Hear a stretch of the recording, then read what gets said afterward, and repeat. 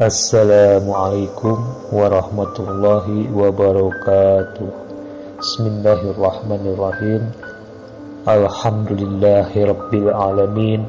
Wassalatu wassalamu ala asrafil anbiya'i wal mursalin, sayyidina wa habibina wa syafi'ina wa maulana Muhammadin wa ala alihi wa sahbihi ajma'in, amma ba'du.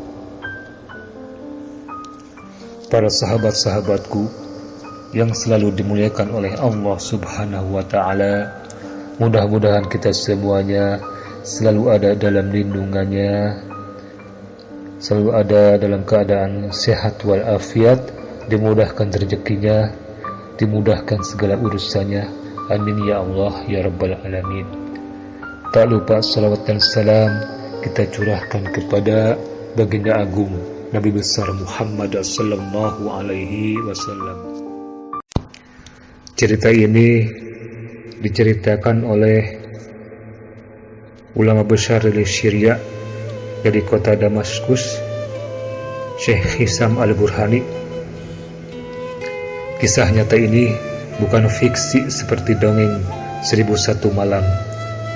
Suatu hari ada seorang penggali kubur di salah satu komplek pemakaman masyhur di Damaskus. Pemakaman ini penuh dengan ulama, aulia, serta pahlawan syuhada. Penggali kubur ini didatangi oleh seorang wanita.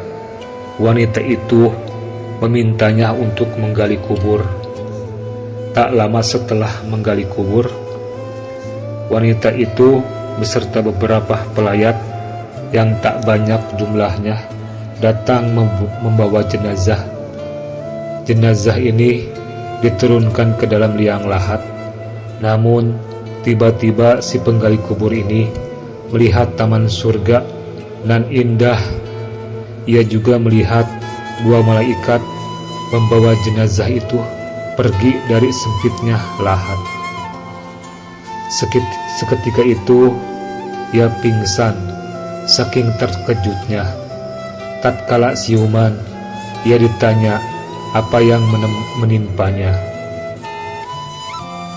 Ia menceritakan kejadian itu, tapi orang-orang mengira ia terlalu berimajinasi. Selang beberapa bulan, masih menurut cerita Syekh Hisam Al-Burhani, wanita itu datang lagi dan meminta menggali kubur lagi. Penggali itu pun menggali kubur lagi. Lalu datanglah si wanita itu bersama pelayat membawa jenazah. Ketika jenazah itu diturunkan ke dalam liang lahat oleh si penggali, seketika terjadi lagi hal yang sama seperti dulu. Ia melihat taman surga dan malaikat membawa jenazah itu.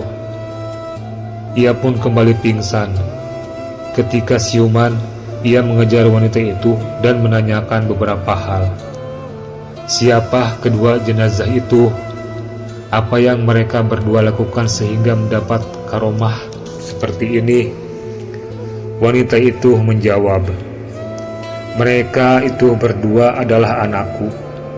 Yang pertama adalah seorang santri yang mesantren, dan yang kedua yang baru saja meninggal adalah saudaranya yang bekerja sebagai tukang kayu dan menafkahkan hasilnya untuk saudaranya yang seorang santri itu. Kontan saja, lanjut Syekh Hisam Al-Burhani, ia pergi ke masjid Jami'at Taubah, masjid yang menjadi tempat mengajarku dan leluhurku. Ia mendatangi kakekku atau ayahku yang bernama Syekh Said Al-Burhani. Masjid Jami'at Taubah adalah masjid yang cukup memiliki sejarah panjang di Damaskus.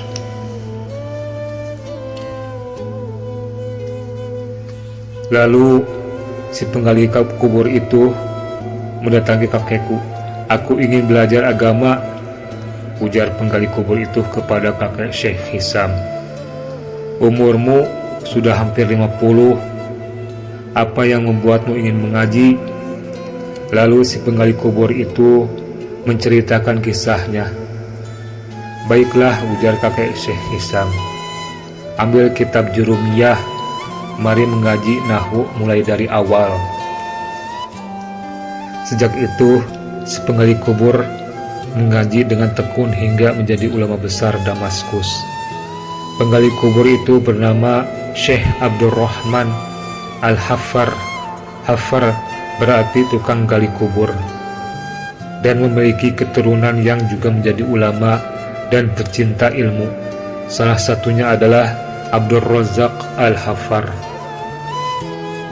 Siapapun bisa mendapat derajat yang sama, ujar Syekh Hisam, dan menutup ceritanya. Asalkan ia menuntut ilmu secara sungguh-sungguh dan ikhlas.